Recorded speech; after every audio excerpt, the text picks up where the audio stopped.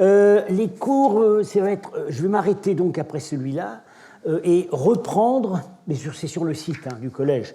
Je reprends le 10 mars, il restera 4 cours. Normalement, j'en donne 13, mais en fait, cette année, j'en donne 4 aux États-Unis, probablement en visioconférence. Bon. 10, 17, 24 et 31 mars. Voilà. Et ensuite, il y aura le séminaire, donc sur un sujet complètement différent, avec suite du séminaire de l'an dernier, avec Madame Qin Chaozhong sur les textes chinois sur l'Asie centrale. Et ça commencera le 12 mai, c'est aussi sur la programmation. Et là, comme ça va être assez serré en mai-juin, on fera en fait 2 séminaires chaque semaine. Un le jeudi matin et un le vendredi matin. Voilà. Alors, je continue donc sur ce plat très riche du point de vue des images, qui donc marque bien la transition avec les débuts de l'influence sassanide et de la domination politique sassanide en Asie centrale, plat donc appelé Kushano-sassanide, qui est au British Museum. On avait commenté surtout les scènes autour, la scène de banquet, avec certainement le propriétaire ici qu'on retrouverait là, recevant son anneau d'investiture. Donc je vais continuer à commenter les 2 scènes du médaillon du milieu, qui donne évidemment le message politique. Voilà. Ça, c'était la scène du banquet. Oui, c'est ça, la scène du banquet avec les nains. Donc, on retrouve ici. Donc, pour la date, le fait que ce roi n'est pas un ornement sommital, astral, ou bien une sphère qu'on appelle le korimbos dans l'art sassanide, n'empêche pas d'y reconnaître un des premiers souverains kushano-sassanides, puisque les 2 premiers, sur certaines au moins de leurs monnaies, n'ont pas ces symboles, et ça pourrait être éventuellement compatible avec celui-là, fin IVe siècle. C'est bien là que je le mettrais, en fait. Oui, les flammes qui sortent, les flammes qui sortent du visage et qui indiquent pas forcément que c'est un dieu, parce qu'il y a des rois kushano-sassanides qui ont des flammes qui leur sortent des épaules. La comparaison avec une œuvre kushane, la peinture sur coton en collection privée à Bangkok, où le roi Uvishka, semble-t-il, et ça je vais revenir là-dessus, investit son héritier, qu'on ne voit plus, mais qui certainement était là, vers lequel il dirige le regard, en tenant, là, probablement un carquois et un arc, dont on voit la flèche, la corde ici. Ça, c'est un prêtre. Alors, quelques détails sur lesquels il faut s'attarder. Après, on verra l'explication que je propose pour la signification assez complexe de cette double scène d'investiture. En gros, Judith Lerner, dont j'ai signalé l'important article la dernière fois, est d'accord avec moi, mais va moins précisément dans l'interprétation. Voilà. Donc ici, on a, selon moi et selon d'ailleurs Judith Lerner, ce personnage qui, de tous les 4, est le seul qui n'a pas de couronne ni de ruban, et qui n'est donc pas royal, c'est simplement un guerrier, un aristocrate, et c'est très probablement, c'est même certainement, à mon avis, le propriétaire du plat, celui qu'on voit dans la scène de banquet, qui reçoit du roi, un kushano-sassanide des débuts, on va dire fin IVe siècle, un anneau d'investiture, c'est un anneau qui symbolise la remise d'un pouvoir, d'une autorité. C'est parfois interprété comme un anneau, parfois comme une couronne tressée. C'est pas certain que les artistes aient voulu précisément signifier l'un ou l'autre. Voilà. À signaler, c'est que cet anneau n'a pas de ruban, contrairement à celui du bas. Ruban veut dire pouvoir royal, parce que le ruban pend d'un serre-tête, d'un ruban autour de la tête, qui est à proprement parler ce qu'on appelait le diadème, comme chez les Grecs. Les éléments de couronne qu'on a en haut, les fantaisies, c'est des adjonctions. Ce qui fait la couronne royale, c'est le ruban et, autour de la tête et avec les bouts qui pendent. D'ailleurs, en Pélévis, dans une inscription connue de plusieurs textes, monté sur le trône se dit Dedem Bastan, nouer le diadème. Ça veut dire monter sur le trône. Bon. Alors, ici, ce personnage est en train de tendre l'anneau que va attraper il y a peut-être un gouverneur, un administrateur, enfin le propriétaire, mais en même temps, le roi se voit en quelque sorte confirmé dans son pouvoir, dans son autorité, par la remise d'un ruban dénoué. Alors justement, c'est toute cette symbolique autour du ruban noué, ruban dénoué, le ruban dénoué qui signifie le pouvoir qu'on est en train d'acquérir, et c'est un petit angelot qui le lui remet. Et en fait, cet angelot prend la place de ce qui, dans les représentations grecques, était Niké, la déesse de la victoire, sauf qu'il est masculinisé.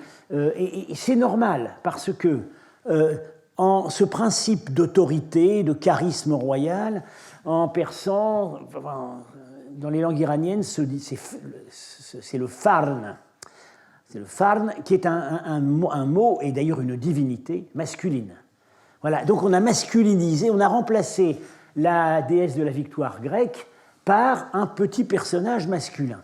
Alors, on retrouve, j'avais pensé à un moment que c'était vraiment un trait spécifique à ces régions de l'Est, parce que vous voyez ici, Uvishka, le roi couchant Uvishka, un siècle avant, est en train de recevoir exactement le même symbole par ce petit angelot, avec le ruban dénoué. Et là, l'angelot a gardé des ailes que celui-là a perdu. Bien. Mais en fait, ça existe dans l'art sassanide. Voilà, j'ai trouvé ça depuis. C'est l'un des reliefs de victoire de Shapur Ier. Et vous voyez le petit personnage masculin qui tient le ruban dénoué. Le ruban dénoué, ça veut dire « je suis en train de te conférer un pouvoir ». Voilà. Et là, il a gardé ses ailes. Alors c'est le célèbre relief, un des reliefs, où Shapur triomphe de 3 ennemis, 3 empereurs romains en même temps. C'est d'ailleurs le seul, je crois, où on voit les 3 en même temps. C'est-à-dire, et ça correspond exactement à ce qui est dit dans ces inscriptions, l'empereur Gordien, le César Gordien, fut tué. Il a été tué au combat ou assassiné par ses propres hommes, c'est pas clair. Mais enfin, il est mort. Voilà, c'est lui. Ensuite, Philippe l'Arabe, implora la paix. Ben le voilà, il est là. Et en plus, il est représenté comme sur ses monnaies, c'est le seul des 3 qui est barbu. Et je fis prisonnier Valérien. Mais faire prisonnier en Pélévis se dit Paddast Griftan, attrapé par la main. Et c'est exactement ce qu'on a ici. C'est un art hiéroglyphique. C'est-à-dire que les gestes correspondent à des expressions du langage. Attacher le diadème, implorer la paix, et attraper par la main veut dire faire prisonnier. Bien. Donc on voit que cette sorte de confirmation de l'investiture du roi, qui normalement est reçue des dieux, cette confirmation par le symbole du farn existe aussi dans l'art sassanide.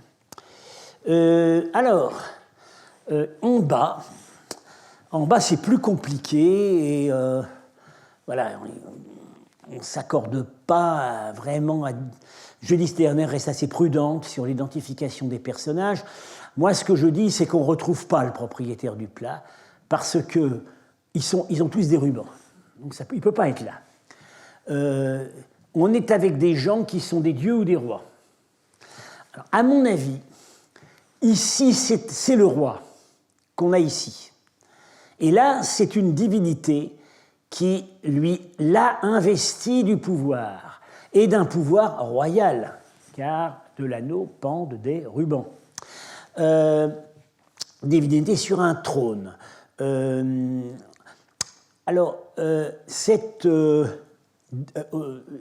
Sur les plats romains qui sont les modèles indirects de ce type de plats sassanides, ces plats romains, on les appelle des missoria, c'est-à-dire ce sont les plats qui étaient destinés à des envois, des cadeaux diplomatiques ou des proclamations impériales qu'on envoyait.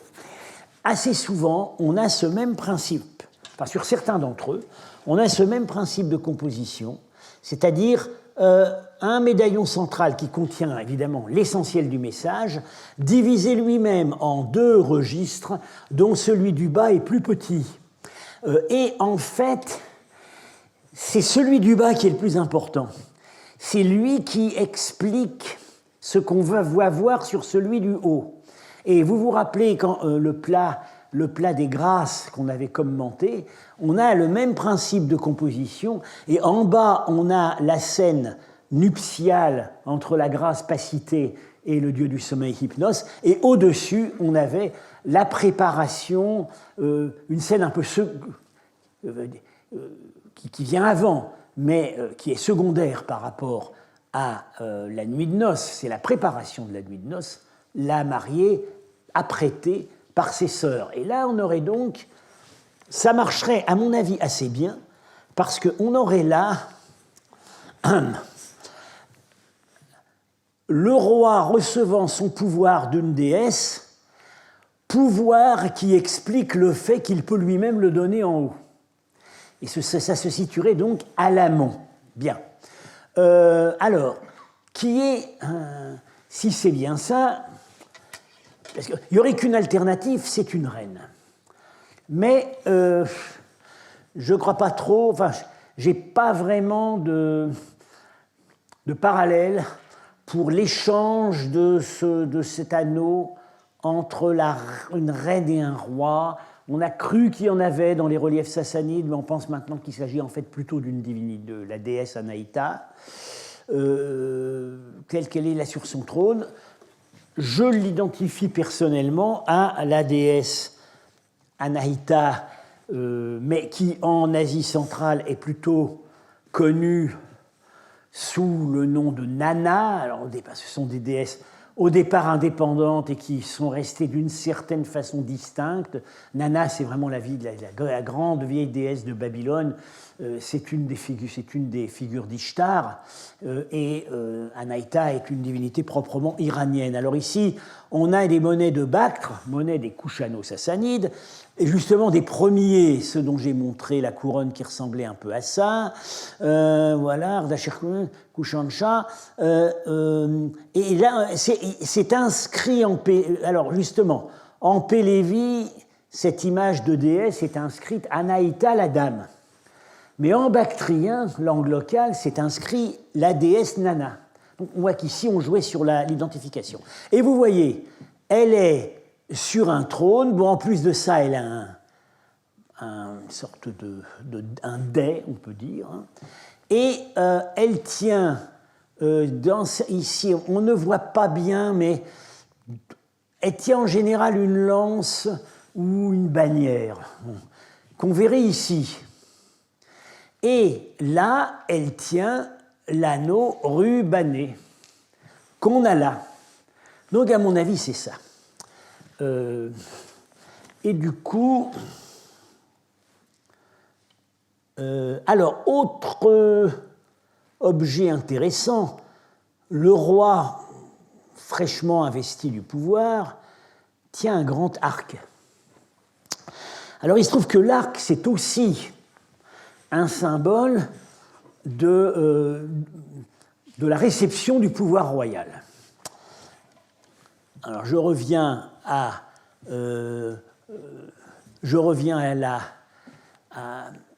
la peinture de Houwitschka qui très certainement tend ses objets à son fils qui devait être agenouillé ici.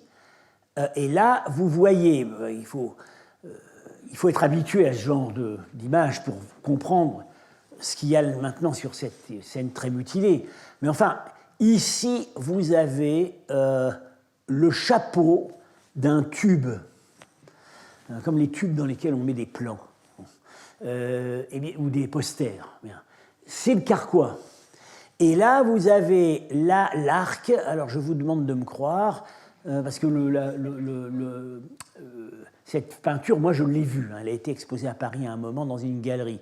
Il y a ici le bois de l'arc et la corde qui pend par là. Donc, si la corde pend à droite, ça veut dire qu'elle est tenue par le personnage de droite. Bien. Et certainement, il remet ça à son fils. Et vous voyez, on a d'autres images du roi recevant l'arc sur des monnaies partes. Ici, c'est Artaban II. Il est sur son trône. Et il se trouve qu'ici, à l'inverse, le roi est sur son trône et la déesse est debout, mais c'est pas une très grande déesse.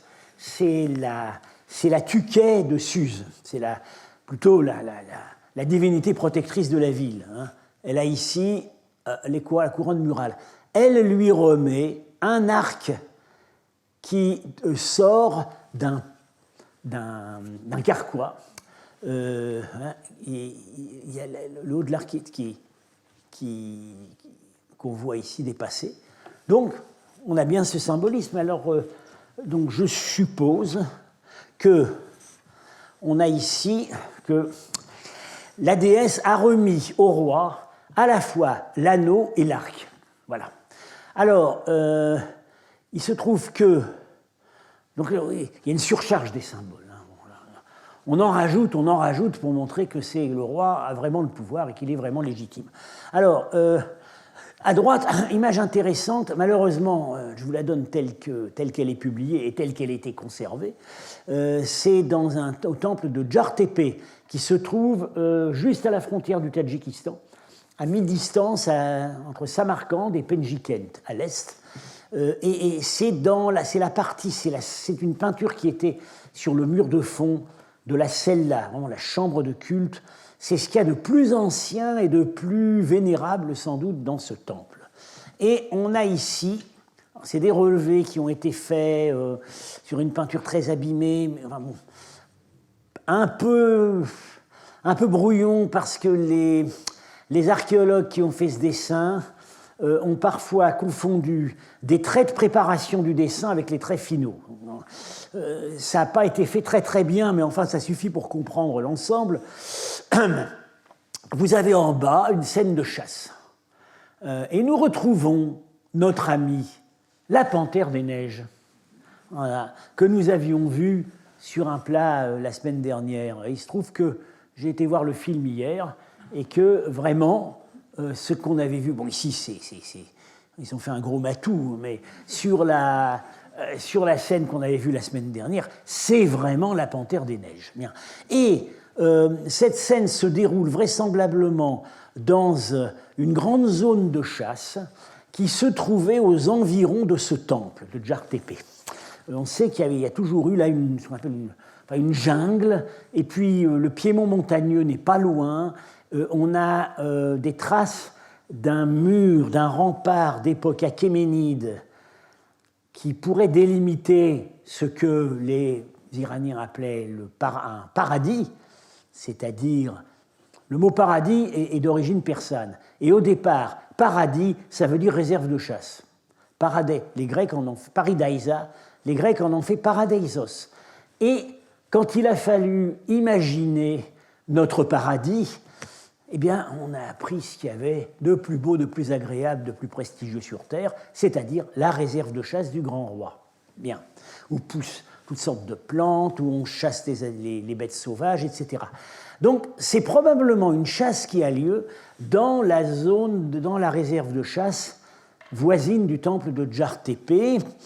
Et alors, comme si ça ne suffisait pas, on a encore une confirmation supplémentaire que c'est bien la panthère des neiges, car si vous prenez la carte de répartition actuelle de l'espèce, on est à cet endroit, au point extrême à l'ouest, où cet animal est attesté. C'est dans les montagnes qui bordent des deux côtés la haute vallée du Zérafchan.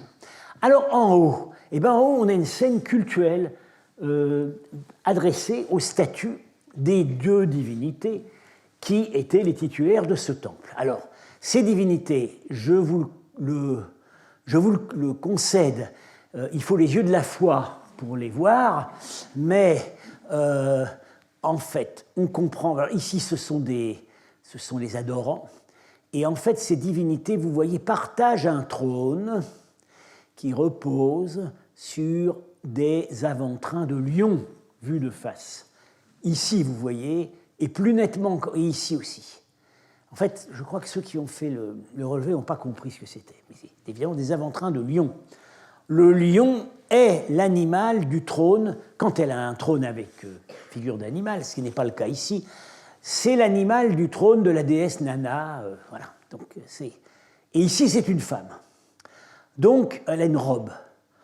Donc, c'est certainement, d'ailleurs, je l'ai publié comme tel avec Marchak et avec les deux archéologues, Berdimouradov et Sami Bayev, qui avaient fait la fouille, c'est certainement Nana.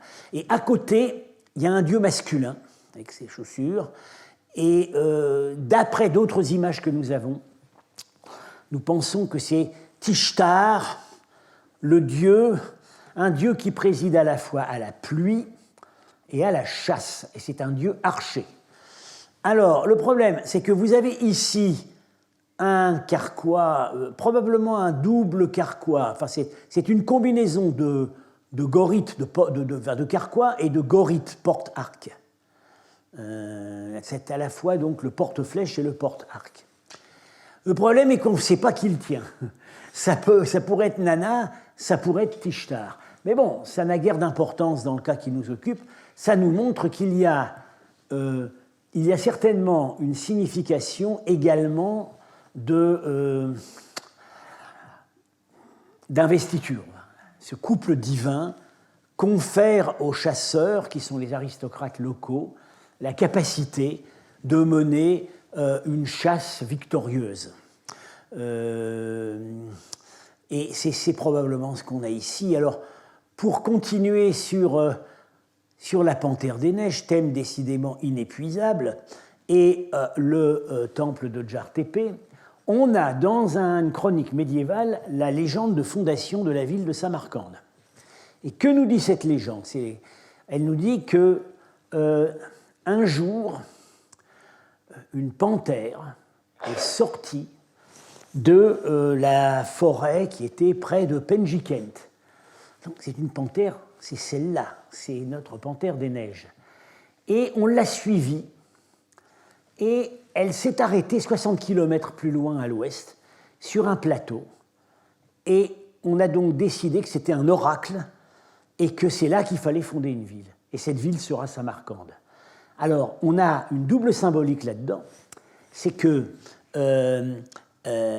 Nana, la déesse de ce temple, va toujours être la grande protectrice de Samarcande, jusqu'à l'islam, et d'autre part, le chemin qu'a parcouru cette panthère, c'est le chemin du grand canal d'irrigation auquel Samarcande doit la vie. Donc là, tout ça est extrêmement cohérent.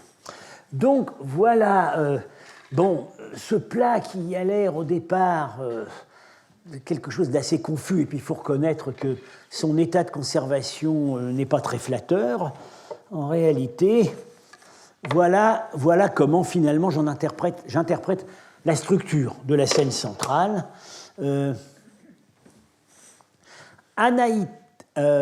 Anaïta a déjà investi le roi, puisque c'est lui qui tient l'anneau, pas elle, anneau rubané, autorité royale. Le dit roi donc possède l'anneau, mais sans le ruban, il le confère à son vassal, le propriétaire du plat.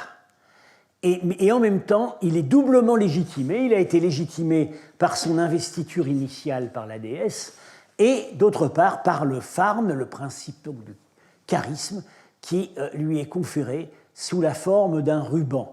Et c'est une composition extrêmement savante qu'on dit, j'emprunte un terme à l'analyse des poésies, on appelle ça un chiasme, hein, c'est qu'on inverse la position d'un vers à l'autre, on inverse la position du même mot. Donc ici, on a donc anneau à droite déjà reçu, anneau à gauche en train d'être donné. Voilà. Donc, c'est quand même, c'est l'unique exemplaire que nous avons en Asie centrale, en Bactriane, plus tard en Sogdiane, d'une scène royale à scènes multiples, même des scènes aussi complexes, on ne les a pas avec les plats sassanides. Et c'est le seul exemple qu'on a.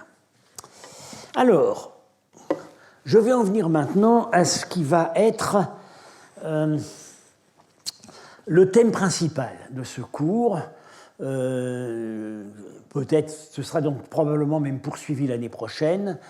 C'est la grande production originale de l'Asie centrale, disons bactriane au sens large, parce que j'ai déjà expliqué, ça peut comprendre le nord-ouest de l'Inde jusqu'au Gandhara, ça peut aussi comprendre la Sogdiane.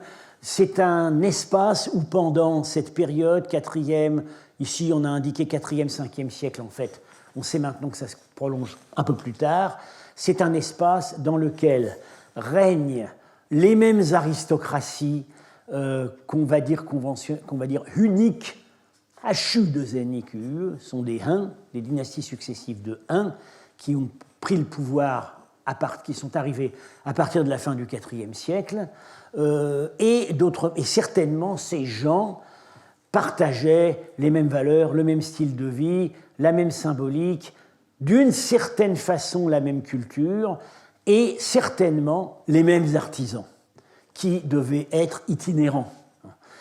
Du coup, la recherche de telle ou telle école locale, régionale, bon, elle est parfois possible, mais elle est généralement inutile.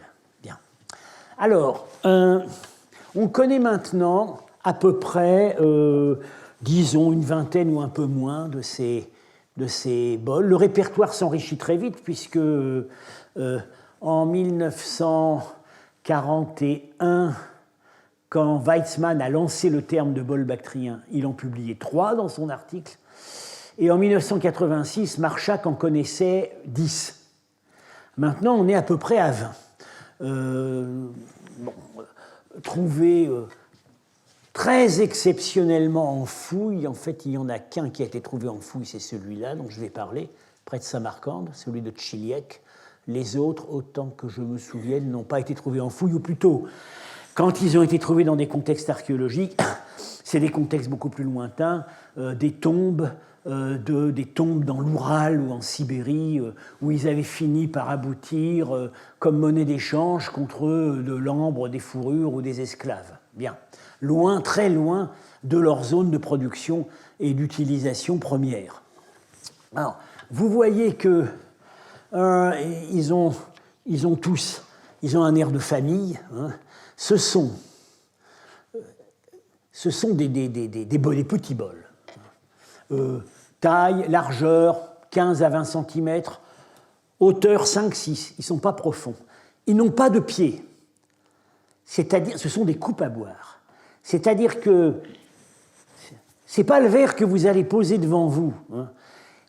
Le convive qui a reçu ça dans la main, parce qu'il faut savoir, au moins en théorie, c'était fait pour boire dedans, puisque c'est décoré à l'extérieur. Le convive qui recevait ça était obligé de vider la coupe, ou bien de la passer à son voisin. Voilà. Mais jamais, au grand jamais, bon, il y avait peut-être des pieds séparés pour les poser, etc.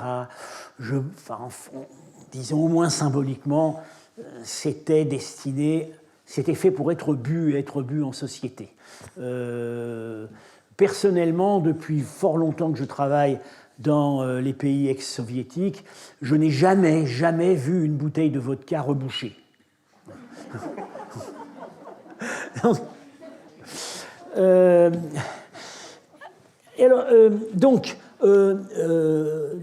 Disons, du point de vue chronologique, si on avait écrit 4e, 5e, c'était une ancienne version en fait, d'un de nos articles.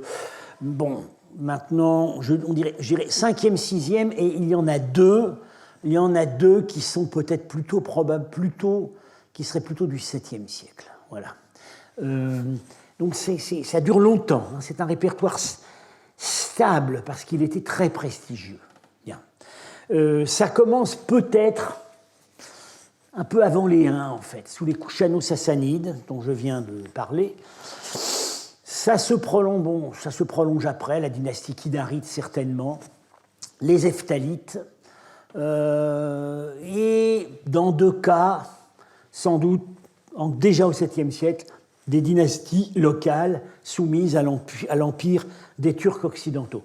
Il faut savoir qu'en Asie centrale, dans ces siècles, un empire, une dynastie, ça dure un siècle, et souvent moins.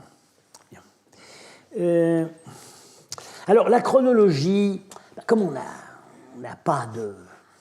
a très peu d'indices archéologiques, la chronologie se fonde sur des indices internes. Hein.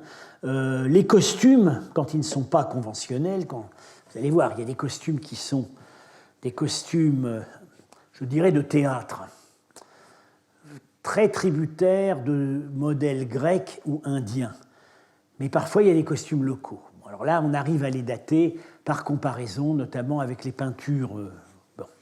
Le type physique des commanditaires, parfois. Et puis, alors, on a aussi des inscriptions. Autant que je me souvienne, ces inscriptions, ou peut-être il y a quelques exceptions, ne sont pas en Pélévi, langue de l'Empire sassanide, elles sont dans les langues locales, l'Asie centrale, bactrien et sogdien, parfois les deux. Alors, évidemment, c'est toujours délicat de décider si l'inscription, quand elle nomme le propriétaire, nomme le premier propriétaire ou un propriétaire ultérieur. Hein, c'est pas dit. On fait des hypothèses.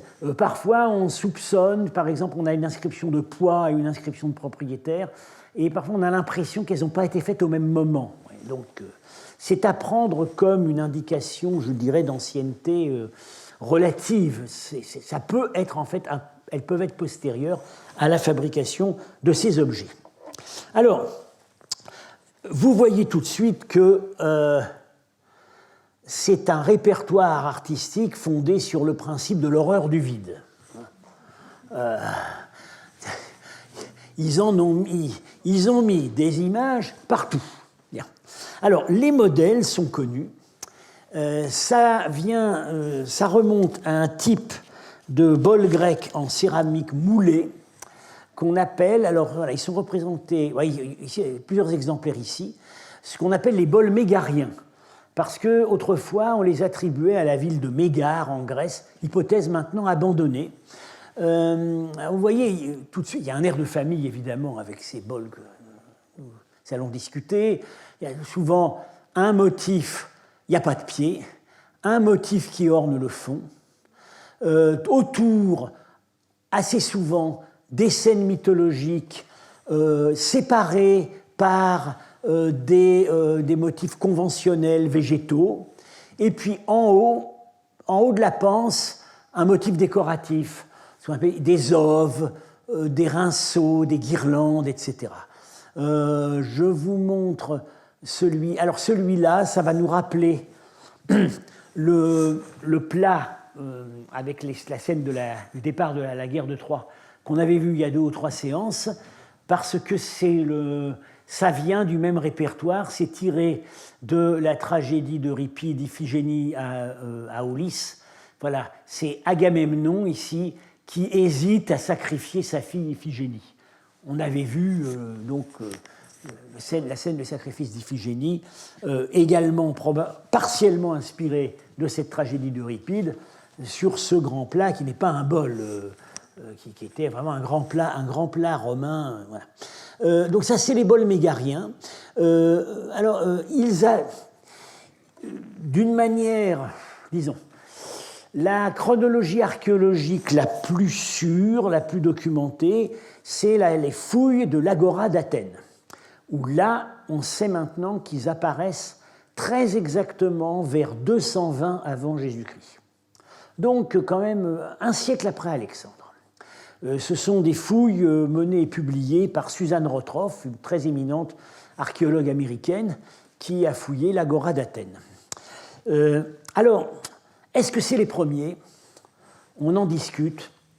Il y a, semble-t-il, il y a eu d'autres centres de production, en Béotie, en Macédoine, à Pella, hein, la capitale d'Alexandre, mais était-ce avant?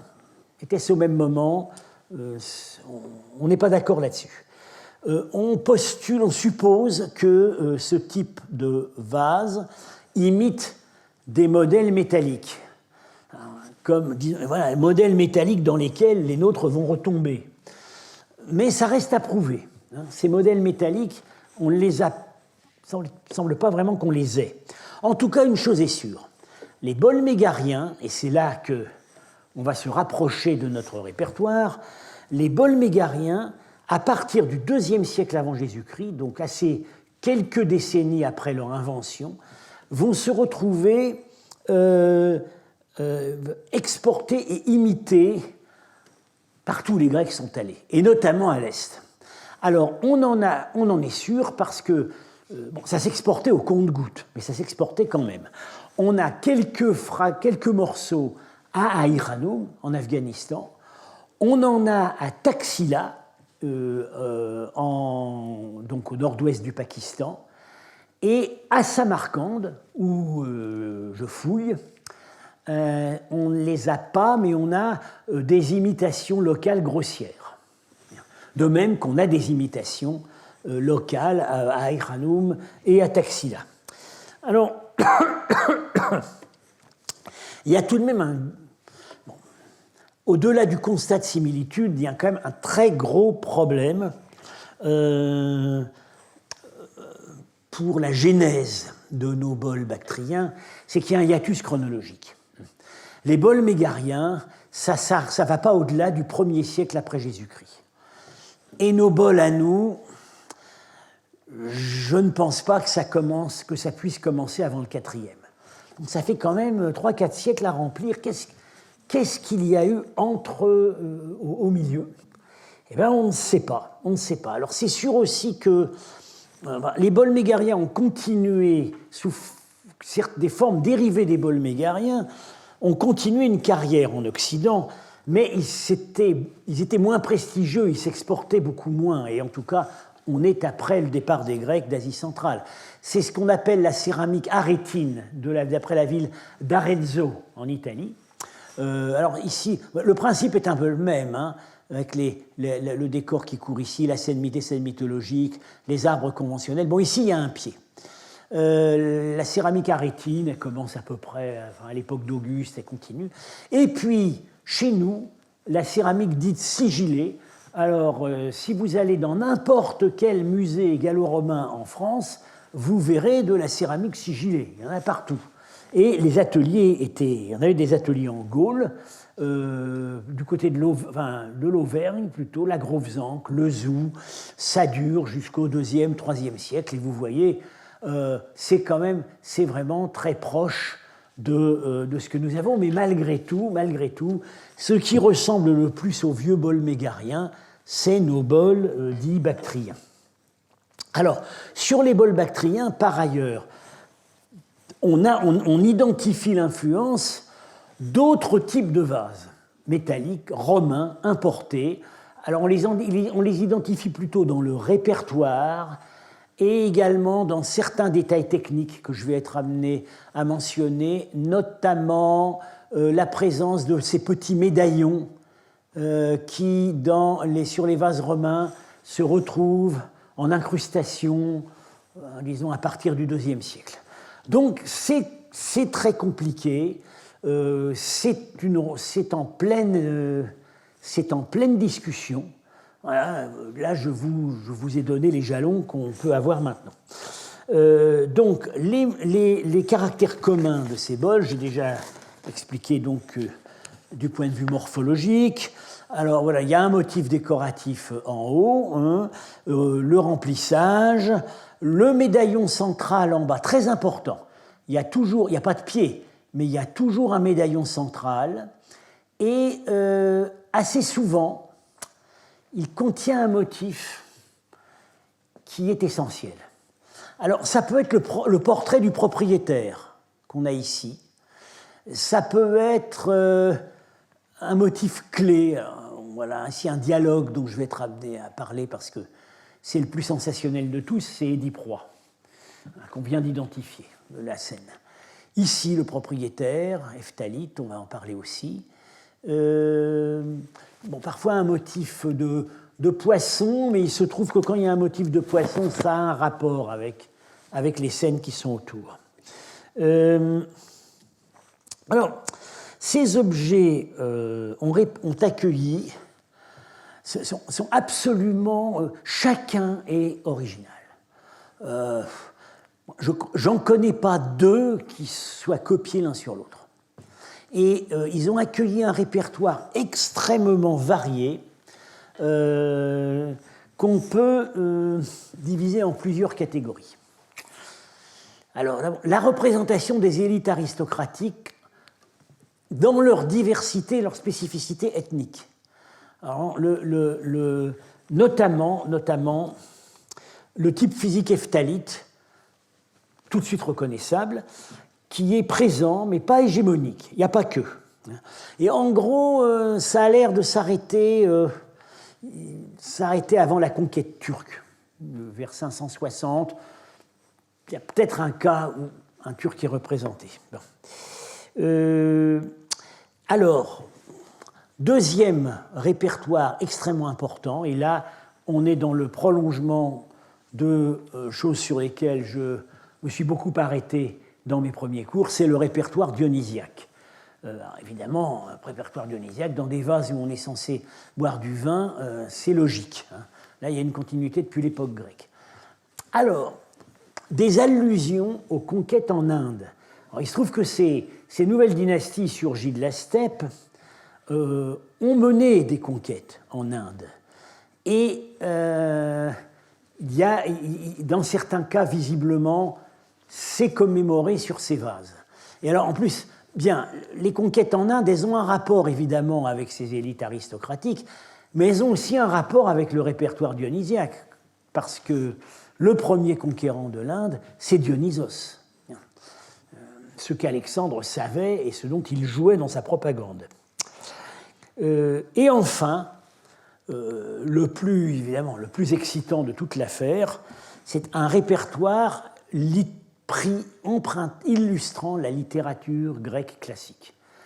Et la grande nouveauté des toutes dernières recherches, c'est qu'on est en train d'abandonner l'idée d'un répertoire, disons, pot pourri, des morceaux d'œuvres recombinés, il y a des cas comme ça, des morceaux recombinés un peu artificiellement, sans qu'on comprenne très très bien le rapport qu'ils entretiennent. Eh bien non, dans plusieurs cas, on est amené à penser que c'est à chaque fois l'illustration d'une œuvre particulière. Alors le répertoire, c'est les grands. On a Homère, on a Sophocle, avec Oedipe Roi, on a Euripide, ça on le savait depuis longtemps, et on a le roman d'Alexandre. Et on a une narrativité par épisode. Ça se présente comme des petites scénettes séparées les unes des autres, mais qui forment une succession, et avec une présentation assez elliptique. Le spectateur est censé comprendre de quoi il s'agit. C'était pas toujours très évident, puisque il a fallu parfois 150 ans à la science moderne pour arriver à comprendre ce qu'il y avait sur certains de ces bols. Les savants modernes n'avait pas, contrairement aux propriétaires d'origine nomade de ces bols, l'excuse de n'avoir pas suivi d'études en littérature grecque. Mais effectivement, on en arrive à ça. Alors, très curieusement aussi, mais il faut le signaler, ce répertoire ne comporte jamais rien qui vient de l'épopée iranienne qui était alors en formation. On l'a cru, dans certains cas, et bon, alors, on va dire, certaines scènes du répertoire classique, sans doute, pouvaient éveiller des échos, on essaie de... Oui, dans certains cas, on peut faire des hypothèses, mais ça n'est pas flagrant. Or, cette épopée iranienne, qui va prendre sa forme finale dans le livre des rois de Ferdowsi, à cette époque, elle est en formation. Elle est en formation en Iran et elle est en formation en Asie centrale. Et environ 2 siècles après la production de ces derniers bols, on va la voir dans la peinture sogdienne. On a des épisodes avec Rostam, on a des épisodes avec les rois iraniens du passé, on ne les a jamais sur nos bols. Alors, j'en viens maintenant, oui, j'ai le temps d'en venir à ce point. Le premier thème, les élites aristocratiques mettant en scène leur diversité ethnique. Alors, il faut tout de suite dire que ce qu'on n'a pas, c'est le roi tout seul. Même dans les scènes de chasse, la chasse est toujours collective. Hein. Elle permet de mettre en scène l'entente entre des aristocrates de diverses origines. C'est jamais l'exaltation de l'exploit du roi des rois tout seul, comme on a dans l'Iran sassanide. Il n'y a pas un plat sassanide, pour autant que je me souvienne, non, il n'y en a pas un, qui montre un roi chassant avec d'autres. Le roi est toujours tout seul. Ce n'est pas le cas ici, jamais. Et ce qu'on n'a non plus jamais, c'est des images de divinité ou des images de culte. Ou plutôt, on en a, mais insérées dans des histoires grecques. Jamais on a les divinités qu'adoraient les populations d'Asie centrale. Oui, il y en a une, mais en fait, elle a dans le plat, dans le bol qui représente Édipe-Roi, une déesse grecque, Déméter, a été représentée sous les traits d'une déesse locale. Mais c'est vraiment le seul cas. Alors, mise en scène de la diversité ethnique de ces aristocrates, un très bel exemple, le plus bel exemple, c'est ce qu'on appelle le bol du Swat, parce qu'il a été trouvé il y a fort longtemps dans le Swat, région donc au nord-ouest du Pakistan, qu'on appelait autrefois l'Udhyana, et il est au British Museum, et vous voyez donc le médaillon central, l'horreur du vide, il n'y a pas 1 centimètre carré de libre, et 4 chasseurs, tous différents, qui chassent le sanglier, le mouflon et le tigre. Oui, en fait, c'est curieux, oui, parce que celui-là a effectivement une crinière, mais il n'a pas la robe d'un lion. Il a les rayures d'un tigre. C'est quelque chose qu'on voit parfois en Asie centrale. Ils avaient des modèles où on voyait des lions, mais comme ce qu'ils connaissaient surtout, c'était les tigres, ils ont mis des tigres habillés en lions. Donc vous avez ça, par exemple, au Régistan, à Samarcande, sur la place du Régistan, la mosquée Sherdor, qui veut dire celle qui comporte l'image d'un tigre. Vous avez un magnifique lion. Astrologiquement, c'est un lion, puisqu'il est lié au lever du soleil. Et ce magnifique lion, il a des rayures de tigre. Parce que c'est ça qu'il connaissait. Bon. Alors,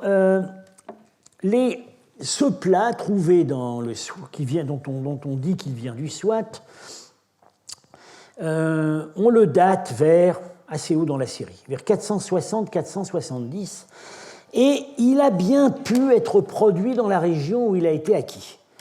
Parce que on va voir tout de suite que deux des personnages qui sont associés à la chasse sont des souverains Huns kidarites qui terminent en fait à cette époque leur carrière politique justement dans ces régions. La dernière ambassade des Kidarites envoyée en Chine est je crois, en 477. Donc, ça irait bien. Et cette ambassade, ces derniers Kidarites étaient dans le Swat. Donc, ça pourrait effectivement bien être dans le champ du cygne de l'époque Kidarite et l'arrivée des Hephthalites dans précisément cette région indienne. Alors, voilà les différents chasseurs. Alors, chasseur numéro... alors, je vais commencer par le chasseur numéro 4, qui donne la clé. Alors, il est le seul à ne pas avoir de... Enfin, non, il y en a un autre qui n'a pas de... Il n'a pas de diadème, il n'a pas de ruban, il n'a pas de couronne, il est tête nue. Et on le voit, il se trouve que c'est certainement lui, le propriétaire du plat, parce que on l'a sur le médaillon, c'est lui, avec ses cheveux bouclés et sa tête nue. Alors le médaillon le montre surmontant un couple de feuilles ou d'ailes, ça dépend des cas, qui est un emprunt à l'art sassanide et qui signifie, disons, ça peut montrer que le personnage est mort et qu'il est au ciel. Ça peut aussi montrer, mettre en valeur, c'est une façon d'exalter quelqu'un. Voilà, donc ce serait lui le commanditaire. Hein, alors, il se trouve qu'on a, c'est probablement un Indien, un local. Malheureusement, l'image est minuscule, mais en fait, on a ici un sceau qui représente un visage très semblable avec une inscription indienne autour. Bon, je pourrais trouver d'autres indices, mais il n'est pas rattachable à une dynastie connue. C'est le grand seigneur local, peut-être au Swat, qui a voulu montrer qu'il avait des relations et qui chassait avec du beau monde. Bien.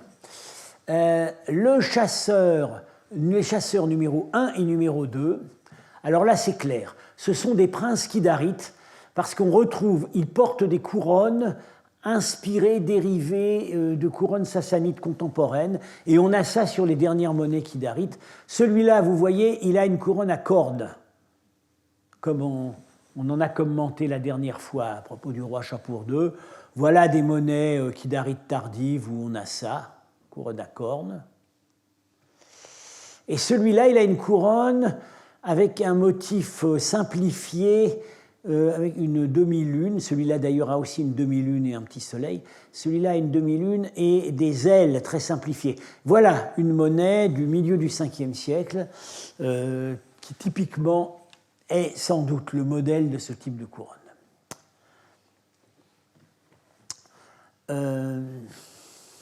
Donc, deux seigneurs kidarites. Donc voilà, on sait qu'ils sont dans le coin dans ces années 460-470. Et voilà ici le dernier ici. Alors, il n'a pas de couronne non plus, mais il n'a pas le même type physique que les autres. Et vous voyez tout de suite, il a le crâne en pain de sucre. C'est un Hephtalite. C'est les nouveaux venus à ce moment-là. Ils arrivent au pouvoir vers 460, ils émergent en Bactriane et très très vite, on les voit apparaître on les voit apparaître au Gandhara. Alors, il y a quelques discussions. Est-ce qu'il faut vraiment à ce moment-là les appeler Hephthalites? Il y en a qui les appellent plutôt Alchon, parce que c'est le mot qui figure sur les monnaies. J'entre pas là-dedans, c'est la même nébuleuse. Très proche de celui-là. Alors, les Hephthalites nous ont rendu un très grand service pour la chronologie artistique. C'est que la volonté qu'ils ont eue d'exhiber leur laideur offre un très précieux critère chronologique quand cette laideur s'exprime sur des œuvres. Parce que là, du coup, on dit, oui, bon, force, il n'y a qu'un Hephtalite pour avoir cette tête-là. Bien. Et c'était pas... alors on peut dire, les artistes se sont moqués d'eux, ils les ont caricaturés, ils sont maladroits, ils ont... Ben non, c'est évidemment, c'est une volonté qu'ils ont eue. Alors là, voilà... voilà la galerie des horreurs. Alors, voilà, les premiers, hein, avec alors celui-là, on lui a mis des rubans qui sont censés descendre du diadème, mais il ne porte pas de diadème, on lui a quand même accroché des rubans pour montrer qu'il était un roi. Bon, alors là, celui-là, c'est le pire de tous, là, Javuha. Il a vraiment une tête extrêmement patibulaire. Enfin, c'est totalement irréductible aux critères de beauté à la fois classiques et indiens. Je vais continuer la semaine prochaine sur cette question des portraits Hephthalites, mais pour l'anecdote, quelle tête avait Attila, qui était un on a des descriptions, mais pas précises, on dit seulement qu'il est très laid. On n'a aucun portrait, rien. Alors, à la Renaissance, on a voulu représenter Attila, ce sont des monnaies de la ville d'Aquilée, qui avait, je crois, pour célébrer, je crois, le fait qu'elle avait résisté à l'invasion d'Attila. On a mis Attila. Qu'est-ce qu'on a utilisé pour faire Attila? On a pris un double modèle, on a pris un satyre. Alors, on a tellement pris un satyre qu'on lui a laissé les cornes. Mais alors, en même temps, satyre, c'est aussi Satan. Or, évidemment, tout le monde sait qu'Attila, c'était le fléau de Dieu. Donc, voilà le répertoire dans lequel on est allé puiser. Bien. Je pense qu'en fait... J'ai quelques raisons de penser qu'Attila devait plutôt ressembler à ça. Parce qu'il était probablement, il est contemporain des Hephthalites, qui sont aussi des Huns. Il n'est pas du tout impossible qu'il leur ait été apparenté. J'ai spéculé sur les origines d'Attila, éventuellement du groupe familial dont il fait partie, parce que l'onomastique de son entourage est très varié. Il y a surtout des noms iraniens de la steppe. Il y a quand même un petit stock de noms de type turc, quelques noms, des noms germaniques aussi. Alors voilà ce qu'on peut éventuellement supposer pour les migrations, la grande migration des Huns, disons, qui commencerait au milieu du IVe siècle. Ils sortiraient des régions de l'Altaï, ici, un rameau dérivé probablement des Xiongnu, c'est le même mot que Hun, qui étaient les adversaires des Chinois depuis la haute antiquité. Ils partent, certains, ça c'est une migration parallèle avec une autre culture. Ils partent, on les voit, il y a des contingents, il y a déjà des contingents Huns dans l'armée sassanide ici en 359. Alors, ce même siège d'Amida où Amien Marcellin a vu le roi Chapour II avec ses cornes. On sait qu'ils franchissent l'Hindoukouche, ils arrivent en Inde du Nord-Ouest, peut-être même au siècle suivant, au 5e siècle. Et on peut supposer qu'un rameau s'est détaché pendant la migration, ou est parti peut-être un peu plus tard. Ce seraient les Huns de l'Ouest, les nôtres. Et on a un indice. Attila, on sait où il a reçu son nom, on sait où il est né. Parce que son nom vient du fleuve Éthyle, qui est le vieux nom turc de la Volga. Donc Attila, il naît ici. vers 390, probablement, on n'a pas la preuve, mais on est tenté de le supposer, il est né au moment où son peuple franchissait la Volga dans la route qui le menait de l'Asie centrale à l'ouest. D'où mon idée qu'il avait, voilà, il avait il ne ressemblait pas à ça. Il avait plutôt un air de famille avec cela. Bien. J'ai terminé pour aujourd'hui. Donc, on se retrouve le, qu'ai-je dit, 15 mars, 18 mars. Combien? Le 10 mars. Le 10 mars. Merci.